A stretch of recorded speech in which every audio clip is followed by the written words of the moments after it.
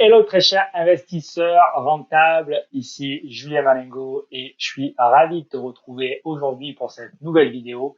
On va voir est-ce qu'il est opportun d'aller investir dans un quartier populaire pour y faire une colocation, une location courte durée ou un immeuble de rapport. Aller chercher de la rentabilité dans un quartier populaire, est-ce intéressant ou pas? C'est le sujet de cette nouvelle vidéo. Avant ça, je t'invite à t'abonner à cette chaîne, à regarder sur Instagram ce qui se passe et à télécharger les PDF que tu vas trouver en description ci-dessous parce que ça va t'aider à passer à l'action de la meilleure manière que ce soit pour savoir quoi chercher, où chercher, comment être plus rapide que la concurrence pour provisionner de la meilleure manière que ce soit les travaux et pour trouver la meilleure des stratégies d'investissement.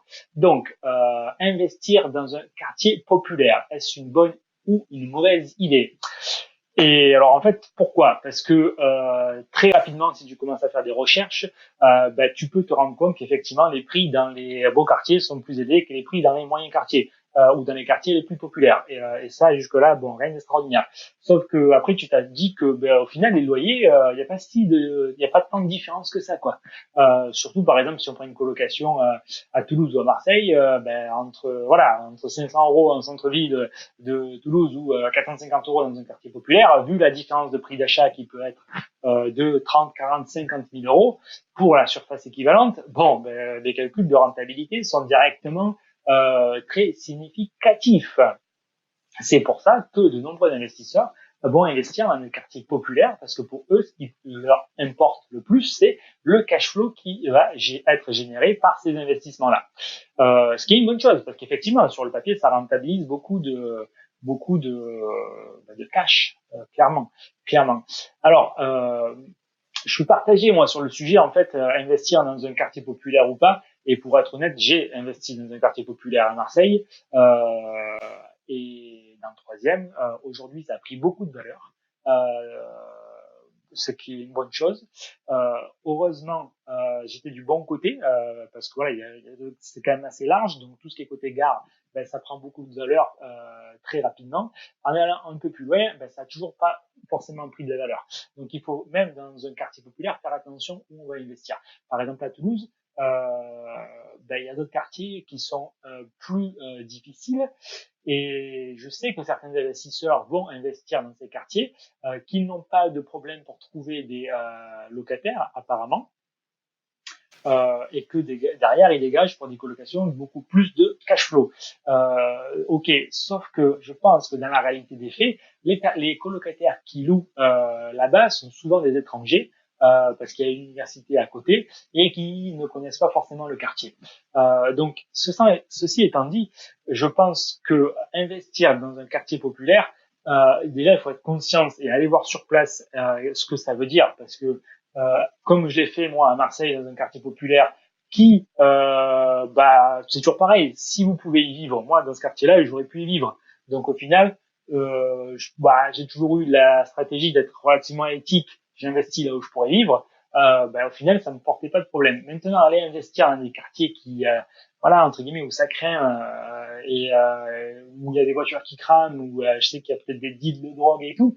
Là, au final, je me sentirais pas à l'aise pour y vivre et donc du coup moi non, j'irais pas forcément investir là-bas, même si le cash flow peut être très intéressant, simplement parce qu'en termes d'éthique, moi ça ne me correspond pas forcément. Par contre, c'est à vous positionner. Est-ce que le cash flow est plus important quelque part? Est-ce que ça vous dérange pas? Parce que voilà, il y a populaire et dangereux, et ça c'est différent. Si vous mettez des colocataires dans un coin qui est dangereux, potentiellement, je doute qu'il reste très longtemps. Donc derrière, ça génère plus de turnover, donc plus de travail pour vous. De même, ça c'est pour la colocation, mais si vous faites une location courte durée dans un quartier populaire, ok, où il y a peut-être des tags, etc., mais où l'ambiance quelque part est bonne, c'est pas du tout pareil que si ça craint et que dans la cage d'escalier, il se passe des trucs. Donc là, et la location courte durée, c'est encore moins pardonnable parce que du coup, vous allez vous prendre des commentaires négatifs et évidemment, ça va aller au clash. Du coup, votre truc, il va pas décoller. Donc, faut vraiment, voilà, populaire, c'est une chose. Et ça peut permettre de faire de très belles opérations, surtout si le quartier est donné pour prendre de la valeur. Et là, c'est typiquement une très bonne stratégie Par contre, si c'est populaire, mais que c'est limite dangereux, et que quand vous vous y promenez, et ça il faut aller voir par vous-même, parce que il ne faut pas écouter un tel qui a dit qu'il y va pas, ou un tel qui a dit qu'il va parce qu'il n'a pas peur. Là, c'est purement un ressenti personnel, à mon sens, qu'il faut avoir, à aller vous promener dans le truc. Et si au final vous vous sentez bien, ça vaut peut-être le coup de se dire personne n'y va, moi j'y vais. Et si au final vous avez la boule au ventre et que vous voulez que vous vous sentez mal, que vous voulez pas forcément y rester, il est probable que vos locataires en courte durée ou que vos colocataires qui arrivent, même s'ils arrivent de Chine ou de notre pays, ils se sentent un peu dans la même situation, donc ils ne resteront pas forcément. Donc c'est vraiment sur cet aspect-là que moi je vous recommanderais de vous baser, et non pas uniquement sur la rentabilité, parce que on a beau avoir la meilleure rentabilité, qu'elle soit, si derrière il y a beaucoup de changements de locataires ou des commentaires négatifs, c'est sur le long terme que vous allez être impacté.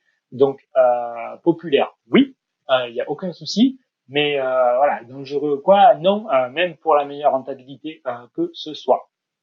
Donc ceci étant dit, il y a énormément de quartiers qui sont populaires et qui peuvent être précurseurs de très bonnes affaires. Et notamment Toulouse, Marseille, dans le sud, sud-est, sud-ouest, il y a énormément de villes, Pau, Perpignan, Narbonne, qui sont dans ces quartiers-là. Et moi, c'est typiquement la stratégie que j'ai mis en place. Mais à chaque fois, j'y suis allé et j'ai vu comment je me ressentais. Et des fois, d'une rue à l'autre, c'est pas du tout la même ambiance, quoi. Et c'est ça qui permet, je pense, de faire des bonnes affaires. Mais encore une fois, c'est des paris. Et chacun est vraiment libre de faire ses propres paris, plus ou moins risqués. Et évidemment, tout est corrélé et le risque va avec la rémunération qui va derrière.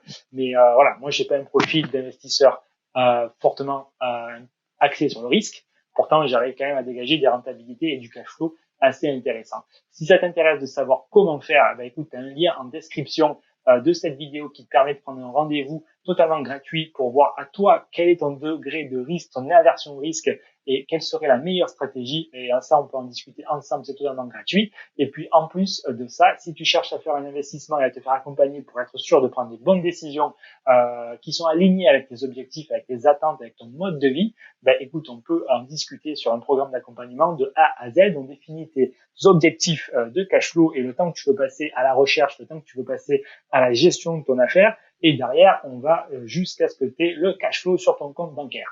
Donc tout ça, c'est du travail qu'on peut faire ensemble avec grand plaisir. Contacte-moi, on peut en parler au téléphone. Dans tous les cas, moi je te dis à très bientôt, ou au téléphone ou sur ces prochaines vidéos. Bye bye, tchuss.